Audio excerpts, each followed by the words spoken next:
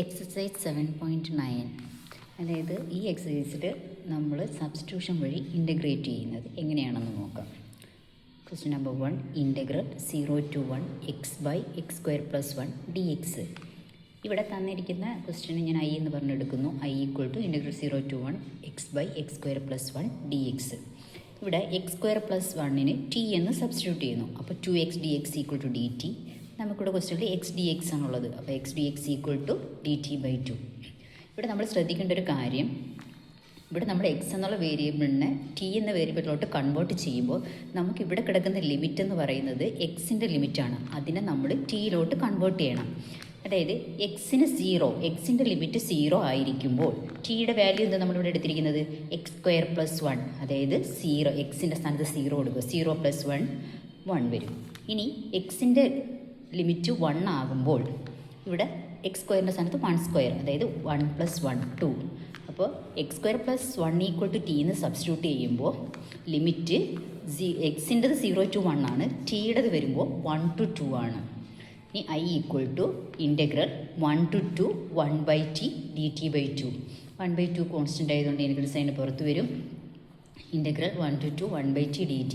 നമുക്കറിയാം integral 1/t dt എന്ന് പറയുന്നത് ലോഗ് മോഡ് ടി ആണ്. എടുത്തിട്ട് ലിമിറ്റ് അപ്ലൈ ചെയ്താൽ മതി.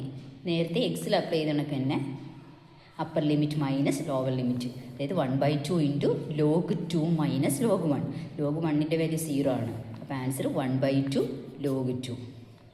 Question number 2, integral 0 to π/2 √sin 5 × cos raised to 5 d5. I equal to തന്നിരിക്കുന്ന ഐ എന്ന് പറഞ്ഞ് എടുക്കുന്നു. ഇനി നമുക്കിവിടെ ചെയ്യാനുള്ളത് സബ്സ്റ്റിറ്റ്യൂഷൻ ചെയ്യുമ്പോൾ നമുക്കറിയാം സൈൻ എക്സിൻ്റെ ഡിഫറൻസിയേഷൻ എന്ന് പറയുന്നത് നമുക്ക് കോസ് എക്സ് ആയിട്ടാണ് വരുന്നത്. അപ്പോൾ എക്സിന് പകരം ഇവിടെ 5 എന്നുള്ള വേരിയബിൾ വന്നതേ ഉള്ളൂ. അപ്പോൾ സൈൻ 5 വരുമ്പോൾ കോസ് 5 ആണ് വരുന്നത്. അപ്പോൾ നമുക്കിവിടെ കോസ് റേസ് ടു 5 ഇവിടെ ഓഡ് നമ്പറാണ് വന്നിരിക്കുന്നത്. അപ്പോൾ നമുക്കിതിനെ എങ്ങനെ എഴുതാൻ പറ്റും? കോസ് റേസ് ടു 4/5 എന്ന് എഴുതാം. അതായത് cos² 5 എന്നായിട്ട് എഴുതാൻ പറ്റും. ഇനി cos² 5യുടെ വാല്യൂ നമുക്കറിയാമല്ലോ. cos² x എന്ന് പറയുന്നത് 1 - sin² x അല്ലേ. അപ്പോൾ cos² 5 എന്ന് പറയുമ്പോൾ 1 - sin² 5 എന്ന് എഴുതാം. അപ്പോൾ അത് എഴുതി സബ്സ്റ്റിറ്റ്യൂട്ട് ചെയ്തിട്ട് നമുക്ക് ചെയ്യാം. ഇൻ്റഗ്രൽ 0 to π/2 √sin 5 × cos² 5ക്ക് പകരം 1 - sin² 5 cos 5 d5. ഇനി ഇവിടെ sin 5ക്ക് t എന്ന് കൊടുക്കുന്നു. അപ്പം cos 5 d5 എന്ന് പറയുന്നത് dt വരും. അത് നമുക്ക് താണ്ട് ഇവിടെ ക്വസ്റ്റ്യനിലുണ്ട്. അപ്പോൾ ഇതിന് പകരം dt എന്ന് സബ്സ്റ്റിറ്റ്യൂട്ട് ചെയ്യാം. ഇനി ലിമിറ്റ് 5 0 ആകുമ്പോൾ ടിയുടെ വാല്യൂ എന്തുവാ? സൈൻസ് 5. അപ്പോൾ 5 0 ആകുമ്പോൾ t = sin 0 ആവും. 5 π/2 ആകുമ്പോൾ ടി എന്ന് പറയുന്നത് sin π/2 1 ആകും. അപ്പോൾ I equal to integral 0 to 1 √t × 1 - t² dt. ഇനി ഇവിടെ നമ്മൾ a-b² ഫോമിൽ അതിന് ഐഡൻറ്റിറ്റി യൂസ് ചെയ്ത് എക്സ്പാൻഡ് ചെയ്യണം. അപ്പോൾ 1 - 2t² + t⁴ dt എന്ന് വരും. ഇനി √t എന്ന് പറയുന്നത് t⁻1/2 അല്ലേ. അതിന് ഓരോ ടേമിനും ഡിസ്ട്രിബ്യൂട്ട് ചെയ്യുക. അപ്പോൾ t⁻1/2 - 2t² × t⁻1/2. അപ്പോൾ 2 + 1/2 + t⁻1/2 + 4 എന്ന് വരും. അതായത് a⁻m × a⁻n എന്ന് പറയുന്നത് a⁻m + n. ആ ഒരു ഫോർമാറ്റ് ഉപയോഗിച്ചിട്ട് t⁻1/2 t⁻4 എന്ന് പറയുമ്പോൾ t⁻1/2 + 4. ഇവിടെ LCM എടുത്ത് സോൾവ് ചെയ്ത് എഴുതുമ്പോൾ ഓരോന്നിനെ സെപ്പറേറ്റ് ആയിട്ട് എടുത്ത് എഴുതുന്നു. t⁻1/2 - 2t⁵5/2 + t⁻9/2 dt. ഇനി ഇതിന് ഇൻ്റഗ്രേഷൻ അപ്ലൈ ചെയ്യുമ്പോൾ t⁻1/2 എന്ന് പറയുമ്പോൾ t⁻3/2 / 3/2 - 2 × t⁻7/2 / 7/2 + t⁻11/2 / 11/2. Limit 0 to 1. ഇനി ഇത് നമ്മൾ റെസിപ്രോക്കലായിട്ട് എടുത്തെഴുതുന്നു. അപ്പോൾ 2/3 t⁻3/2 മൈനസ് ഈ 2 കൂടെ 4/7 t⁻7/2. ഇനി ലിമിറ്റ് അപ്ലൈ ചെയ്യുക. ഇവിടെ t ടിയുടെ പ്ലേസിലല്ല ആദ്യം അപ്പർ ലിമിറ്റ് അപ്ലൈ ചെയ്യുന്നു. അപ്പോൾ 1 അപ്ലൈ ചെയ്യുന്നു.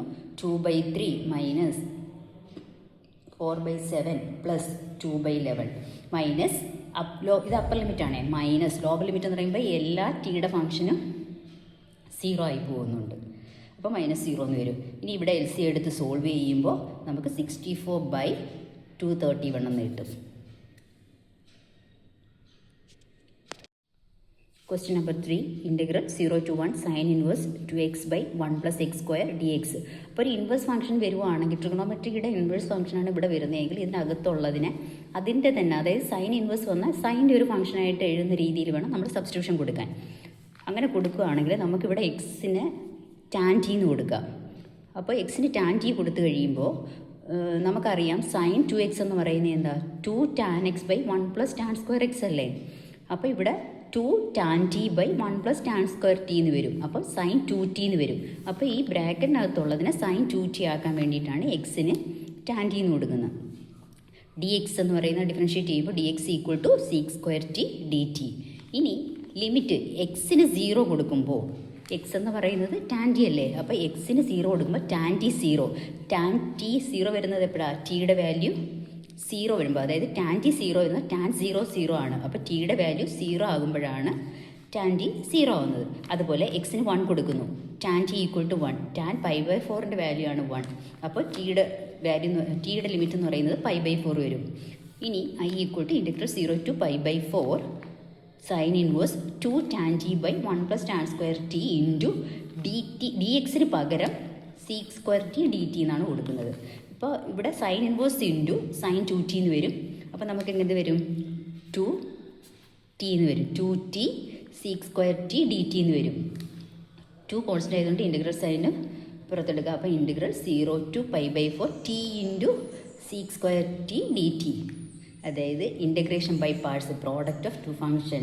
അപ്പോൾ ഇവിടെ ടിയെ ഫസ്റ്റ് ഫംഗ്ഷനായിട്ടും sec സ്ക്വയറിനെ സെക്കൻഡ് ഫംഗ്ഷനായിട്ടും എഴുതുക.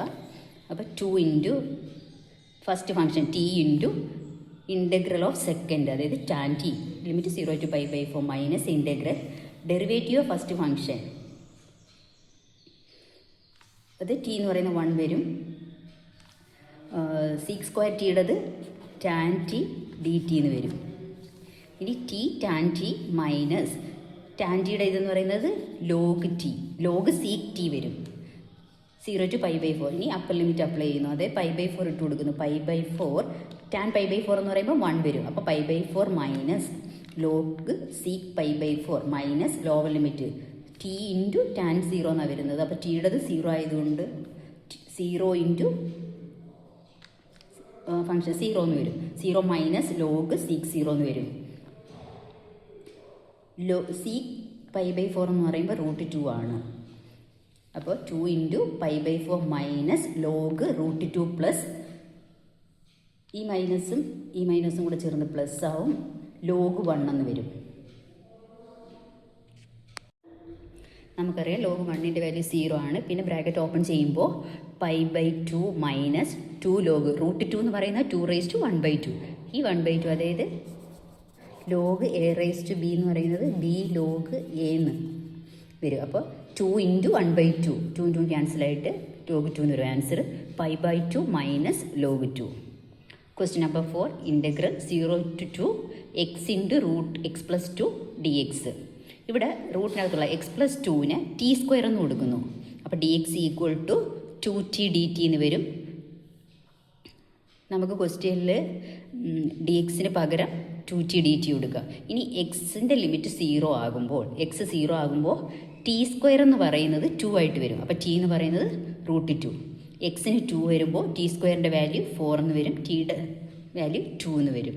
ഇനി i equal to integral √2 to 2 into t² minus 1, അതായത് x+2നാണ് t² കൊടുത്തത്. അപ്പം x+2 equal to t², x equal to t² minus 2.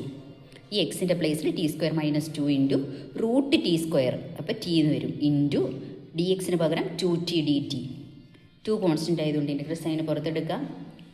2 into integral √2 to 2 T square minus 2 into T square D T. ഈ T സ്ക്വയറിന് ഓരോ ടേമിനും മൾട്ടിപ്ലൈ ചെയ്യുന്നു. അപ്പോൾ T⁴ minus 2 T square. ഇനി ഇതിനെ ഇൻറ്റഗ്രേറ്റ് ചെയ്യുമ്പോൾ T⁴ ഇൻറ്റഗ്രേഷൻ എന്താ? T⁵5/5. ടി സ്ക്വയറിൻ്റെത് T⁵3. ഇനി ലിമിറ്റ് അപ്ലൈ ചെയ്യുക. 2 ഇൻറ്റു ഇവിടെ 2⁵5/5 മൈനസ് 2 ഇൻറ്റു 2³ ഇത് upper limit minus lower limit apply ചെയ്യുന്നു. √2⁵5/5 മൈനസ് 2√2³ ഇനി ഇത് ബ്രാക്കറ്റ് ഓപ്പൺ ചെയ്ത് എഴുതുന്നത്. അതായത് 2⁵5 എന്ന് പറയുമ്പോൾ 32/5 മൈനസ് 16/3 മൈനസ് 4√2/5 പ്ലസ് 4√2/3. LCM 15 എടുക്കുമ്പോൾ 2 ഇൻറ്റു 96 മൈനസ് 80 മൈനസ് 12√2 പ്ലസ് 20√2 എന്ന് വരും. ഇപ്പോൾ √2 ഒരേ ലൈക്ക് ടേംസ് എല്ലാം ആഡ് ചെയ്യാൻ പറ്റും. അപ്പോൾ √2 മൈനസ് 12√2 20√2 കൂടെ സോൾവ് ചെയ്യുക. 96 മൈനസ് 18 സോൾവ് ചെയ്യുക. അപ്പോൾ 16 പ്ലസ് 8√2 എന്ന് വരും. രണ്ടിലും 8 കോമൺ ആയിട്ടുണ്ട്. അപ്പോൾ അതിനെ പറയുക. അപ്പോൾ 2 ഇൻറ്റു 8 എന്ന് പറയുമ്പോൾ 16 ഇൻറ്റു 2 പ്ലസ് √2/15 എന്ന് വരും. ഈ 2ലും √2 കോമൺ ഉണ്ട്. അതുകൊണ്ട് നമുക്ക് അതുകൂടെ കോമൺ ആയിട്ട് എടുക്കാം. 16√2 ഇൻറ്റു √2 + 1 ഡിവൈഡഡ് ബൈ 15.